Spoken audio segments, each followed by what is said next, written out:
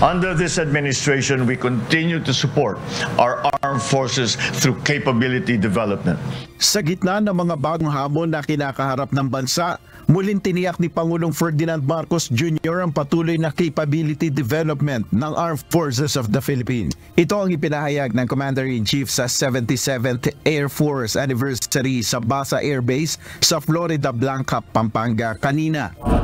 Ayon kay Pangulong Marcos, hindi titigil ang pamahalaan sa pagbili ng dagdag na air asset at ang pagpapalakas ng communication systems ng Air Force. Consistent efforts are being done, such as acquiring additional air assets, enhancing cyber warfare communication systems, and pursuing base development programs. We have likewise acquired additional aircraft as well as advanced radar systems, which have transformed our operational readiness and has enhanced our operational reach. Ayon sa Commander-in-Chief, malaking tulong ang dagdag assets na ito upang mas epektibong magampanan ng hukbong himpapawid ng Pilipinas ang kanilang tungkulin sa bayan.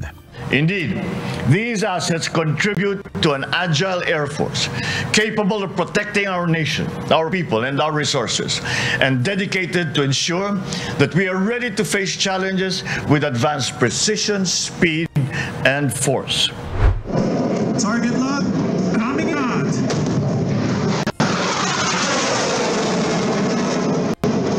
That was the FA-50PH successfully hitting the target.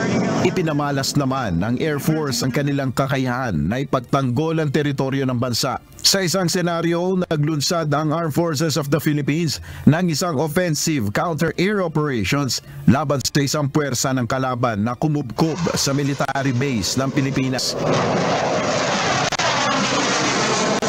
Dalawa sa FA-50 fighters ng Pilipinas ang nagsimulang umatake sa kalabang aircraft. Dito ay pinamalas ang kakayahan ng fighter jets ng Pilipinas na makipaglaban sa ere o dogfight. Binomba rin ng FA-50PH aircraft ang kuta ng kalaban. Nagrapel naman mula sa S-70I Black Hawk helicopter ang tropa ng Pilipinas upang tuluyang bawiin ng teritoryo ng bansa mula sa mga malalakop. Bukod rito, ipinakita rin ng PAF ang isang paraan ng pag-deliver ng package o supply sa pamamagitan ng Guided Precision Aerial Delivery System o GPADS. Nangako ang Commanding General ng Philippine Air Force na si Lieutenant General Stephen Pareño na handa ang hukbong himpapawid na rumesponde upang ipagtanggol ang teritoryo ng bansa laban sa mga trespasser. When trespassing aggressors are denying us our right to our own territory, threatening our ships and harming our soldiers, we are ready to respond swiftly with courage and firm resolve in defense of our sovereignty in honor of our flag. Kabilang sa mga bagong asset ng Air Force na nakuha ngayong taon ay ang C-130H Tactical Transport Aircraft mula sa Estados Unidos. Gayon din ang TPS P-14ME Mobile Air Surveillance Radar na mula sa Japan, bukod sa nauna ng FPS-3ME Air Surveillance Radar System. Nakuha naman ng Pilipinas noong 2023 ang dalawang unit ng T-129 attack helicopter mula naman sa Turkey at brand new na Cessna 208B Surveillance Aircraft galing US. Nel Maribuhok, UNTV News and Rescue. Diyos ang aming sandigan, serbisyo publiko ang aming pinahalagahan. Target lock.